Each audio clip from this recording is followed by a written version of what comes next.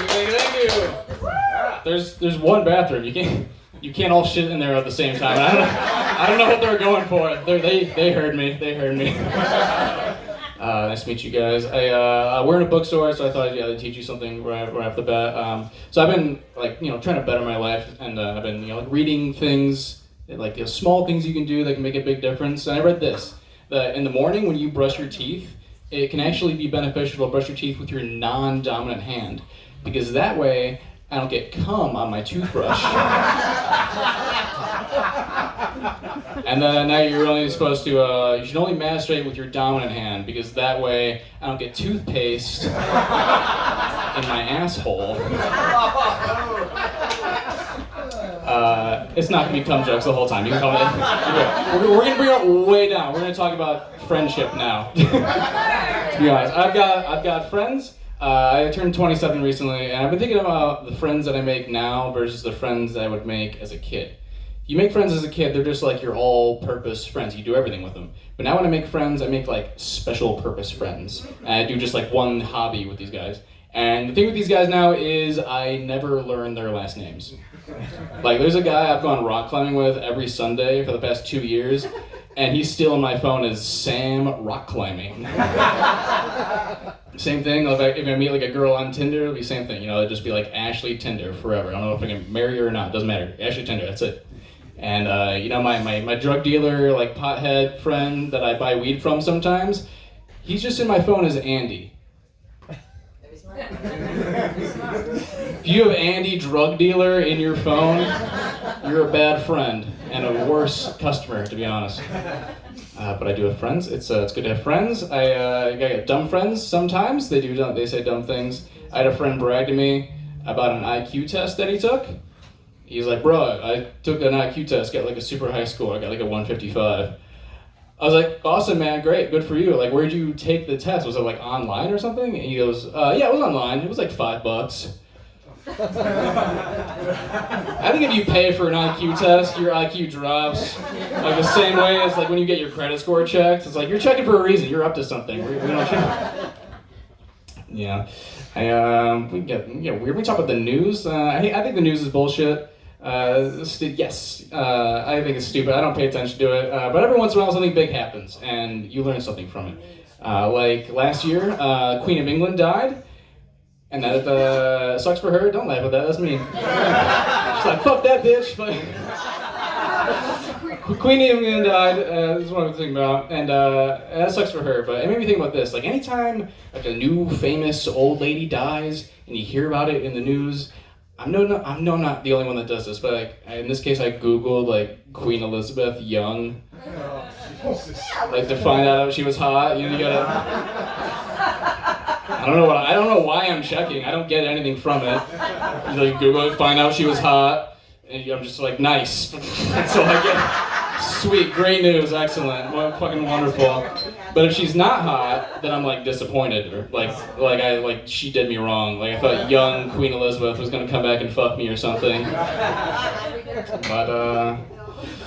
But when my grandma dies, you better believe I'm gonna, bust out those family photo albums, take a look. Yeah, that's a grandma necrophilia joke. This guy got it. Oh yeah, let's do it. All right, we're gonna get even more weird. I like to try new things. I went skydiving and I did anal. Things like that. Whatever, A lot of similarities between skydiving and doing butt sex, right? Like here's what it always cost me $75. There's always a strange man tied behind my back when I do it. And during it, I always yell, woo! And after it's over, I'll say, I was pretty scared to try, but I'll do it again. I do it again. Because you can do butt sex again. All right. That joke makes it sound like I'm gay. I'm not gay, in case anyone wants to know. I don't know why I have to tell you that. In case one of the girls was like, I was going to suck his balls, man. He told me he was gay. I don't know what the fuck I'm doing. We can get even more weird. Alright, you guys ready to get really weird? Yeah! I don't know if you guys have thought about this. This is kind of odd. We like weird. Oh, I know. Yeah. You don't have to tell me. Let's scream it. Yeah. Alright, think about this. We got shushed by the big man. Uh-oh, we're in trouble. Alright, that brought the big... We okay? Dad got mad at the dinner table. All right, what I was gonna say. Here's a thought I had. I don't know if you guys have thought about this. If your guy, your parents never told you that you were circumcised, you just had to find out. Just one day you're like over here that circumcision is a thing that exists, and you're like, huh, it seems weird, probably not me. And turns out me and most of the guys in here got the old snipperoo, yeah. Roll call. Yeah, it's right up front. Fuck yeah, brother. My dick is in half. It's weird that they don't tell you. They just keep that a big secret. It's like the complete opposite of Santa Claus. They tell you about Santa Claus. There's like Santa is a real man coming around every year to give you presents, but then they fail to mention that part where they cut your dick off or whatever. But I get it though. You know, at what age did you ever tell your kid that he's been circumcised? Like, you know, they're never like, you know, I think 10 is a little old to still be believing you have all of your dick, you know? Let the kid know. You should tell him. I think you should tell him. I think you should tell your kid about Santa Claus and circumcision at the same time. And you just sit him down and you go, hey, sport, Santa Claus, he's not a real guy. You'll still get presents every year, but you'll never see your foreskin again. Unfortunately, that's how this deal works, man. Fucking you sign up. All right, we're gonna bring it down a notch from the cum and the circumcision again. All right, we're gonna talk about conversations with people. If I remember like meeting a new, meeting someone for the first time, it's always kind of uncomfortable. You gotta like all these questions you gotta ask someone when you first meet them, like, oh, blah blah blah, like, what do you do? Where are you from? You know, what are your hobbies? And then I suck ass at conversation. So someone always ends up asking this question. They go, do you have any siblings? And to me, that's like an offensive question. That's pretty much them going like, hey, is there like a different version of you we can talk about instead? You suck. You're boring me.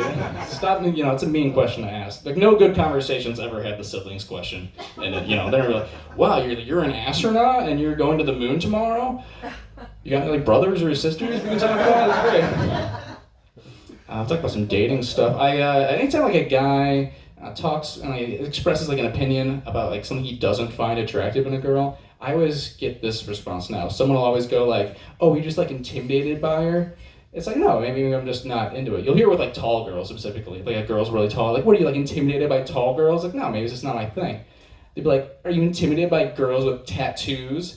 I'm like, no, I'm not afraid of your Nightmare Before Christmas tattoo. That's spooky. They're like, are you scared? Are you intimidated by girls that do shot put? That one, yes.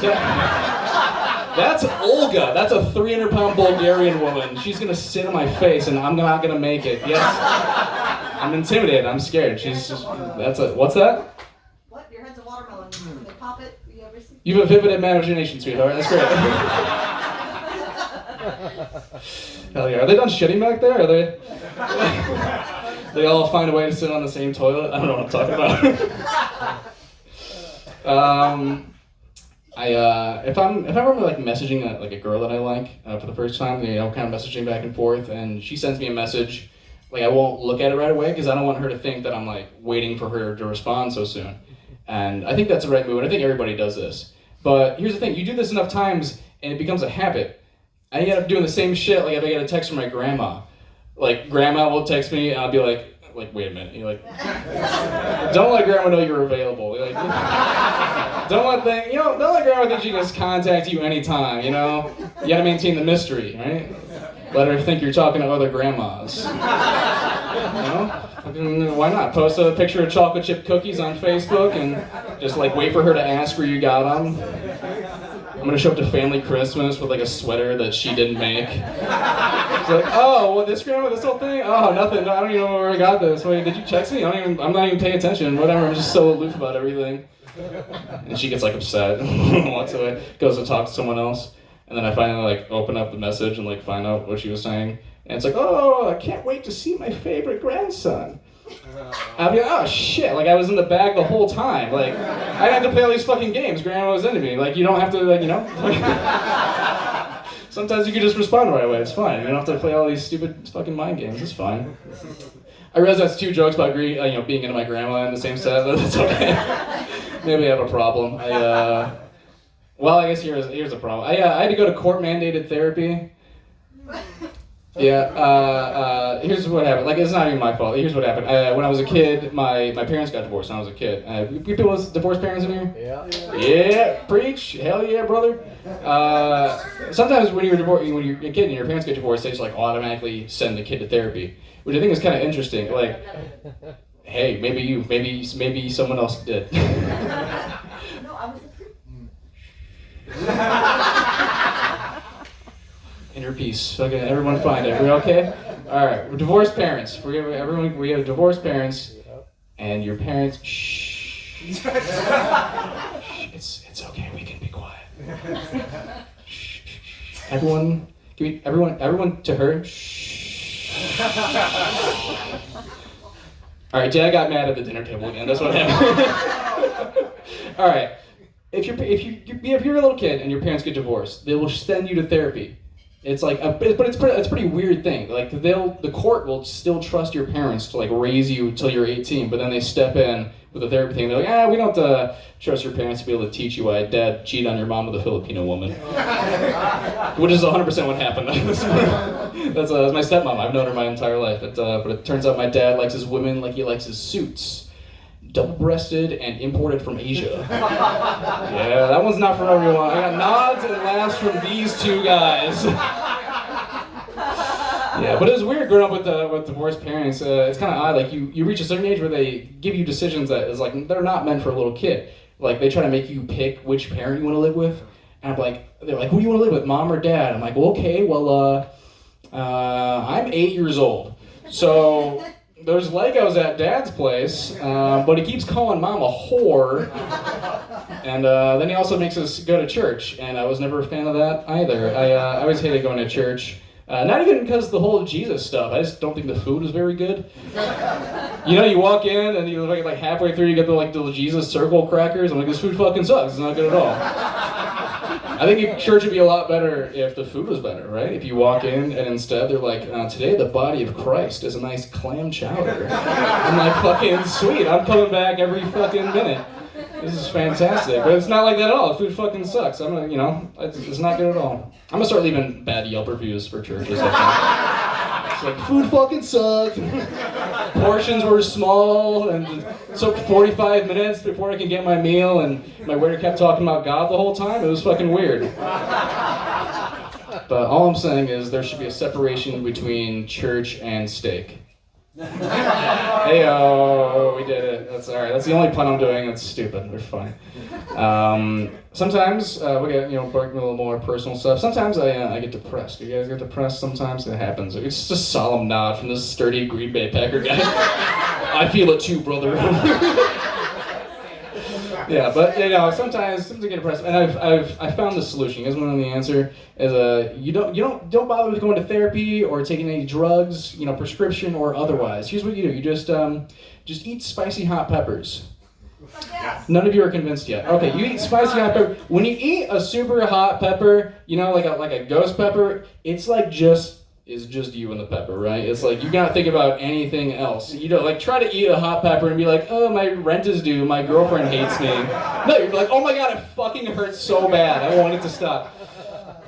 It's like cutting, but safe, It's perfect. It's a solution. And then you can flex on people. You go to Thai restaurants and flex on how good you can handle your spice. You get an Asian girlfriend now. It's what my dad did. It's perfect. You get I do have a weird relationship with my parents. I'll get, I don't often tell a lot of personal details of my life to them, but they care and they're curious, so they'll call and I'll get a call from my mom. She'll be like, "Do you have a girlfriend?" And I'll be like, "Yeah, I'm dating, but no one I want to tell you about." And and I'm like, why don't I just tell her no? I'm like, yeah, no girlfriend, Mom, but I'm fucking. I'm trying to convince my mom that I'm cool. I don't know what I'm doing. I'm just like, yeah, this dick is wet, Justine. Things are going real well. Hell yeah, you raised a winner. That's gross. But guys talk about sex. That's what we do. Our guys are always talking about sex stuff. But it is when they get too detailed that it gets weird to me. I'll be talking to a guy and he'll be like, "Oh yeah, man, nothing better than some warm pussy." I'll be like, "You can just say pussy. I'll trust you that it was warm." Who's fucking cold pussy out there? Was she nervous? She had cold pussy about it? You didn't want to... Do you work in a funeral home? Is that what happened? Alright, you guys have been very fun. That's my time. Thank you so much.